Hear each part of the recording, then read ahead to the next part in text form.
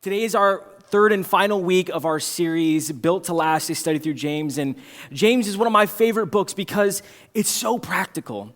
And it allows us to really dive into what we need to be doing as followers of Jesus. And so I'm ready to get into it, and I hope that you are. So if you have your Bibles, we're going to be in James chapter 4. We're going to get to it in a little bit, but I just want to go ahead and get you, ready to go for that. But here's the thing. I bet as you walked in here today, there are a few things on your mind that you want, right? We're all wanters. I mean, I want things, you want things. It's pretty normal, right? You know, there are things that you don't even know that you want. You may walk into the store and then you realize, oh man, I really need that, right? The worst is whenever I go to the grocery store and I have a list of like 7 things, and as I'm walking through the aisle, I just found out that I need 7 more things because there's just things that I see in the aisle where it's like, I need those, right? You know, and I don't even know that I want them. You know, I mean, I have an Amazon cart that's like got full of things. It's like 27 items in it. It's like $1.3 million in next day deliverables. I mean, it's just all this good stuff. I'm exaggerating about the cost, but I'm not exaggerating about the cart. Because if you go to that Save for Later tab, we have all of Amazon in our family cart, right, ready to go. And because we want things, we as humans, we desire things, and it's really important. And I'm always amazed at how my favorite companies or my favorite products, they always know exactly when I'm ready to maybe make the purchase or when I'm wanting to make the purchase, and they're just so good at that, and it's truly amazing. They know exactly what I want. But here's the thing. On a more serious note, there are some really important things that we want. Maybe we want our marriage to feel like it did before things got complicated. Maybe we want our kids to turn out okay or better than okay. They want to turn out better than how we turned out. We want our careers to truly matter, or you want your finances to stabilize, or your health to hold. We want to be known and appreciated. These are real things that you and I want in our lives. We want people to care about us. And more importantly, we want people who we really appreciate their opinion to care about us. We want things to go the way that they were planned to go. And none of that is wrong. None of those things are wrong. The desire is not the enemy here. God wired you to want things. That just is what it is. He wants you to want connection. He wants you to have all of those things. See, the desires are not the problem. These things are human. These things are what you and I experience all the time. It's okay to want things. But here's the question that James is going to ask us today, and it's this. What do we do when we don't get what we want? This is a challenging question because there's a lot of different ways that we could respond to this. Do you fight for it? Do you quietly resent maybe the person standing between you and it? Do you just plan life a little bit harder? Do you grip things a little bit tighter? Or do you pull back entirely and say, well, I'm not getting it, so I'm not sure if it's right for me? Do you find yourself saying, the thing out loud while your internal world is running in a completely different direction?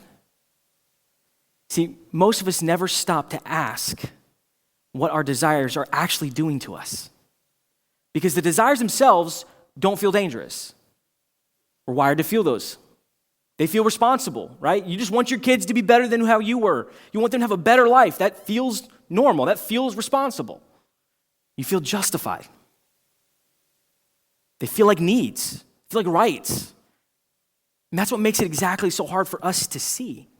And we've been examining the book of James over the past couple of weeks, and James has been building toward this exact conversation all along, and we've been going through it, and this is the 3rd week. And last week we confronted the gap between what we claim to believe and how we truly act and how we live. And this week, he's going to go a little bit deeper. He doesn't just describe the gap, he identifies what's underneath it. And what sits underneath so much is the frustration that you and I experience. And that one thing that we experience is pride. Pride doesn't sound like the problem here, right? But James is about to show us how and why. You may be thinking, okay, when most of us hear the word pride, we typically have a couple different realizations of what that could be, right? We kind of picture the same thing. We picture the person who thinks that they're better than everyone. Right? I'm sure a lot of us, as I'm saying this, are picturing somebody in their brain going, yep, that person definitely struggles with pride, right? They're the ones that can't admit that they're wrong. The loudest voice in the room who needs to win every argument. or the executive who steps on everybody on his way to the top. And you're thinking, well, that's not me. I don't do those things. I go to church, I'm committed to my community, and I'm doing all the good things. And that's probably not anyone in this room. It probably isn't. So when James writes the most confrontational chapters, one of the most confrontational chapters in the New Testament, aimed squarely at pride, you're thinking, okay, it's easy to read and think, he's talking about blank. He's talking about someone else. He's not talking about me. He's talking about so-and-so. He's talking about that person. He's talking about who that person I just met in the grocery store last week. That's who he's talking about. But here's the thing. He's not. He's not talking about fill in the blank, right? He has you and he has me in his bullseye in this. He's talking to us because pride is not just thinking too highly of yourself. It is living as if your desires, judgments, and plans should rule. Pride at its very core puts us at the center of our lives. Nobody else. Puts us. And most of James chapter 4 we'll be in today exposes how subtle and powerful pride really can be in our lives. And he's telling these scattered Christians, as we've talked about, he's writing these to the scattered, persecuted Christians all over the Roman Empire. Christians that they're called to be a part of the greater good. Like they all want to be a part of something. They have a higher calling and a better way of living. And so James is saying, look, there's pride in your lives that you may not know is there. So James opens chapter 4 with one question. So James chapter 4, verse 1, I'll have it right here on the screen. It says, what causes fights and quarrels among you? Don't they come from your desires that battle within you? So he's writing to believers who are struggling to get along and struggling to work together. Man, feels almost like modern day, right? Again, they have the desire for doing the good is not the issue. It's how they react. It's how you and I react every step of the way. Pride causes us to react in ways that are extremely problematic. And James is going to talk about 4 different traps that you and I can fall into. And we're going to go through all 4 of them. But the first one is this. The first trap that he's about to walk through is pride that takes. Pride that takes. And he talks right here in verse 2. You desire, but you do not have, so you kill. You covet, but you cannot get what you want, so you quarrel and fight. This is the first trap that James is walking us through, and it's pride that takes. You want something, you don't have it, you go get it, right? Whether it's a full-blown argument or a fight or a slow burn of resentment that you have towards someone, you find a way to move toward getting what you truly want. In pride, you put yourself at the center of everything. You kill or covet to make sure that you get what you want. And you do whatever it takes. You know, you see this in a toddler, right? Toddler sees another toddler that has a toy that he wants. What does the toddler do? He goes and takes it, right? He says, this is my toy. And next thing you know, you have 2 crying toddlers, but you have every bit of the pride right in the middle. This trap causes harm to so many people. It also causes harm to yourself. And pride that takes is sinful. And it's incredibly damaging. And that's the first trap that he walks us through. And the second one is pride that strays. Pride that has a hard time staying on task. And James holds nothing back next in verse 4. And it says, you adulterous people, don't you know that friendship with the world means enmity against God? Therefore, anyone who chooses to be a friend of the world becomes an enemy of God. While you say that you want to follow Jesus, but then you live in a world and you're focused on all of that and its trappings, so what do? We say we want to follow God, but yet we still want to follow the world. We're dividing our attention. We divide our loyalties between God and ourselves, between heaven and earth. And guess what? It doesn't work. In James's language, he's calling this spiritual adultery, cheating on God with the world. That's a very serious allegation. That's something that I don't want to do. I don't want to be focused too much on the world that I miss the whole point with God. When you try to live like the world and follow Jesus, you fail at both. You don't achieve either of them. And life tends to feel beyond reach at that point. Life feels empty. It's because your loyalty is truly divided. That's trap number 2. Trap number 3 that we're about to walk through is pride that judges. And some of you are thinking, man, this one might be directed at me. The next trap that James connects is directly to speech and what you say. And when we don't get what we want, we begin to judge others, especially if they have what we want or are keeping us from getting what we want. Maybe it's the running commentary that you have going on in your head as you're walking through the day and going, man, I can't believe that they're doing this over here, or man, I really can't believe that they treated me that way. Did you see the way they responded to that? And you're thinking, this is okay. Well, maybe now it's not just the commentary in your brain, and now you're sharing it with a few trusted people, and next thing you know, you're at a Bible study, and you're going, hey, did you hear about so-and-so? Did you hear about what's going on in their life? And next thing you know, this little thought that was just running through your head is no longer a thought. It's a conversation. And you're talking about people's failures, their decisions, and their motives. In James 4:11, he says this, brothers and sisters, do not slander one another. Anyone who speaks against a brother or sister or judges them speaks against the law and judges it. When you judge the law, you are not keeping it, but sitting in judgment on it. Look, it's really easy for us to say, oh, I'm not gossiping. I just want to pray for them.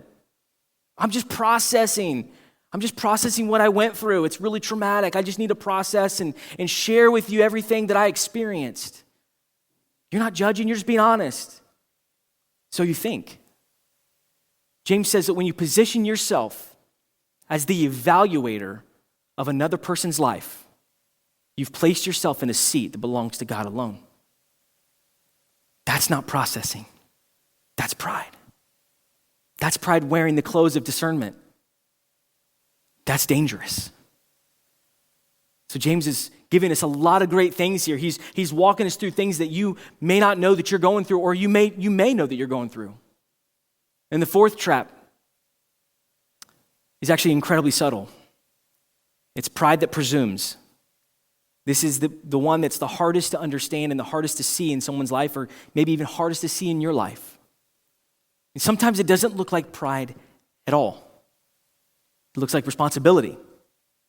When we don't get what we want, we begin to presume upon the future, right? Our future and our plans and how we're going to get to do what we want to do, and how we're going to get what's coming to us. And it says this in verse 13.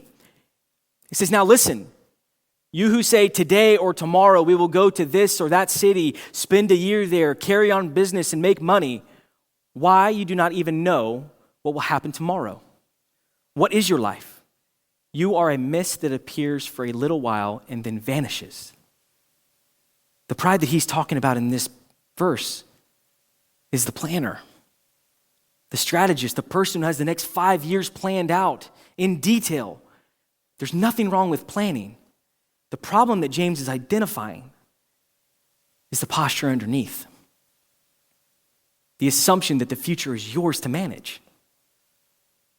That your timeline and your agenda is best.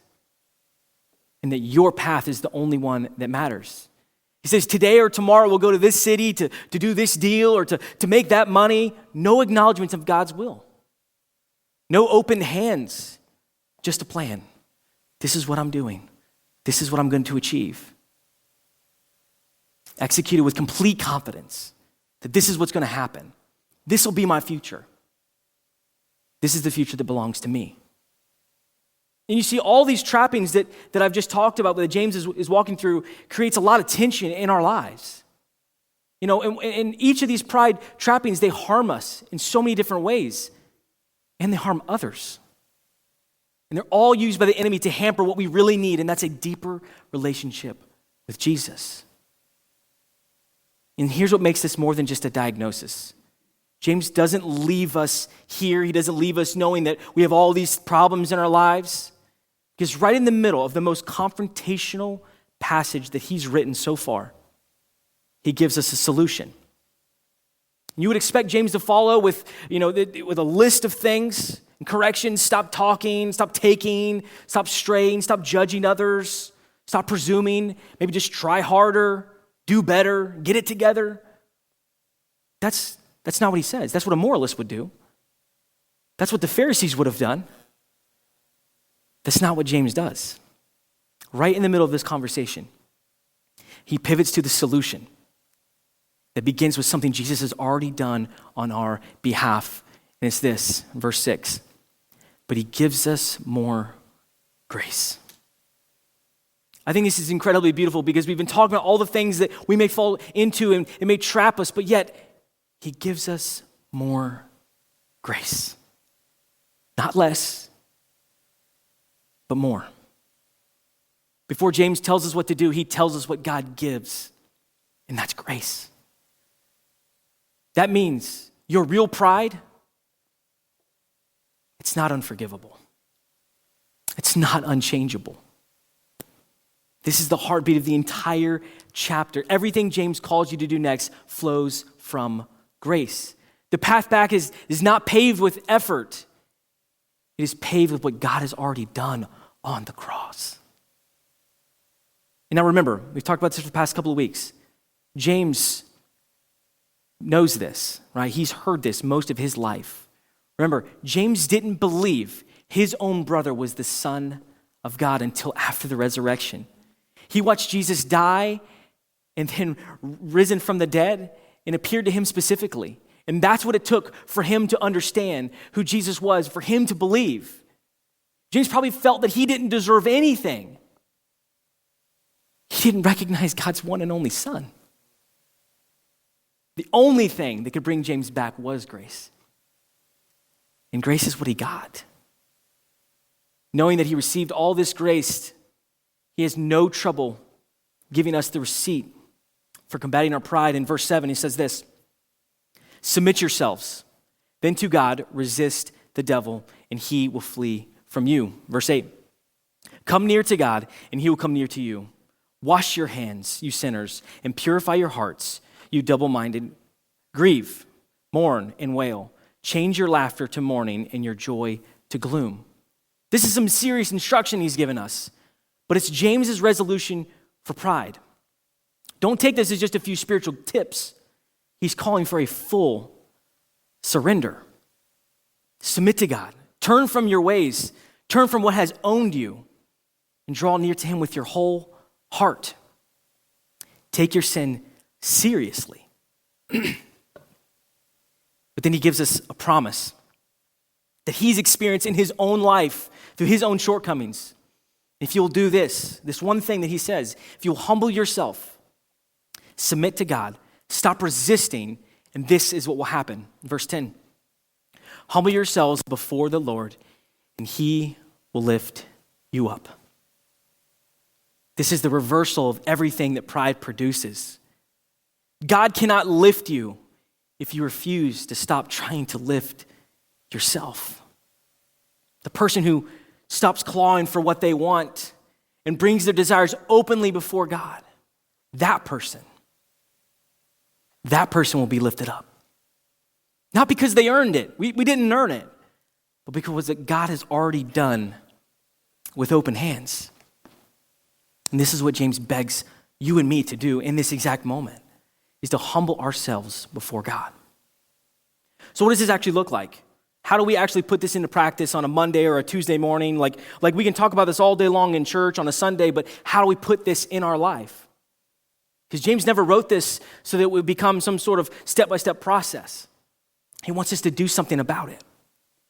James is not subtle about what he wants you to do. He doesn't say, hey, I want you to think about it for a week or so, sit with it, mull it over, process it, and then when you have a quiet moment, maybe consider it. He says, submit. He says, draw near to God. These are all postures of humility. This is incredibly important for us to understand. For example, I wrote these down so I don't want to mess them up, but maybe you need to stop defending yourself and start agreeing with God. Instead of explaining your attitude and maybe your posture or your words or your pride, you just call it what it is. Maybe you stop gripping what you want so tightly. You bring your desires honestly to God and say, this is what I want, but I want you more than I want this. Maybe you stop blaming others for what happened inside of you. James says the conflict out there starts with the desires in here. Humility owns its part. It takes ownership of its problems. Maybe you stop blaming others for what's happened to you and managing the appearances that are going on in your own life. Quit trying to look so spiritual all the time. Maybe you just walk up to him and say, God, if this is your will, and I want to just let you be real in my life, Lord. Maybe you need to stop presuming your own plans. Try not to rush past what he may have for you. Maybe you need to let conviction actually land. Instead of going, hey, I heard what the Bible said this morning, I heard what the verses were saying, and you walk out feeling that tug on your heart going, I probably should do something. And yet you move on with life and you forget. Maybe you should actually let that conviction land. Maybe you need to move toward God instead of away from him. Humility does not hide. It comes near. It prays honestly. It confesses specifically. It asks for help. You see, to humble yourself before God is to stop resisting his rule, stop defending your sin, and bring your whole life to him with open hands. This is what James means by humbling yourself before the Lord. It is not a feeling. It is not a mood. It is not a specific act. But it's really just what you've been holding on the hardest, opening your hands and saying, I'm giving it to you. I can't do this anymore, but I know that you can. And when you open your hands, you're finally in a position, in a posture to receive something. When your hands are wide open and you've put everything down, you can finally say, God, what do you have for me in this moment? And this is what's so important. Can you go to the next slide for me, Courtney? 3 weeks ago, we started a series asking the simple question. That simple question is this. What does a faith that actually lasts look like? What does a faith that's true and real, what does it look like in your life? And week one told us it looks like a faith that when it gets squeezed, it stands firm. And when life gets hard and pressure comes, and it will, your faith is tested, but it doesn't collapse. It endures. And enduring produces something that comfort never could. And week two told us that faith looks like when you actually follow what you believe, what you say you do. You have that integrity in your life. That you live not only what you claim on Sunday, it's what you do on Monday. Real faith doesn't hide. It leaves crumbs, leaves fingerprints. It leaves a paper trail. It's visible. And this week, James tells us the hardest thing of all. Lasting faith is humble faith. Faith that has reordered its desires around what God wants rather than what you want. Faith has stopped fighting for position, stopped managing reputation, and stopped gripping for the future, and brought all of it open-handed in front of Jesus and said, whatever you want from me, Lord. That's the decision. That's the decision that's available for you today. That's the decision that's available for us every day to come to his feet and say, I want you to be in control. My faith is in you. And here's what I want to leave you with as the band comes back out. We're going to sing a song. You came in here today wanting something, right? There's something in your heart that you wanted. Me too. That hasn't changed. My Amazon card is still full and it will continue to be full. And you're going to leave here today still wanting things. But that's not the problem. And James never said it was. The question is whether your desires are directing you or whether your faith is directing them. Humble faith doesn't eliminate desire. It reorders it. It takes everything you want, the relationship, the reputation, the plan, the outcome, and holds it out before God, who is not indifferent to any of it, who sees it. He cares about it. And he's the one who promises that the person that would humble themselves before him will be lifted up. That's it. That's James chapter 4. That's what matters. When we position ourselves with a posture of humility, Jesus promises that he will lift us up in his way, in his will. We all have the opportunity today. As the band is going to be leading us here in a moment, we have an opportunity to know him in a deeper way. We have an opportunity to believe him and to take the next best step. A few weeks ago, we had a baptism, and that's a perfect, illustration of following Jesus, letting everyone know here in this building that they want to know Jesus deeper. And I hope that maybe there's someone here today that wants to take the next step to find and follow Jesus. So in this moment, we're going to pray.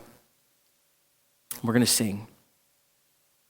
Lord, be with us this morning as we continue to sing and how we're so grateful for you, no matter what you do. Lord, allow us to walk through everything we need to walk through. Allow us to let go of the things that we're gripping so tightly and allow our hands to be open, handing everything to you. Lord, I pray if there's someone in here today that is struggling with what's next, that they would say, Lord, I admit that I'm a sinner, but I believe that you sent your son down the cross to die for me. And I confess, and I want to change my ways to follow you, Lord, that they would pray that prayer just like that. So they can make the decision to follow you. Because that's what it's all about. Lord, be with us today as we celebrate our graduates, but most importantly, as someone has an opportunity to see you. In your name we pray. Amen. Let's stand and let's sing one more time.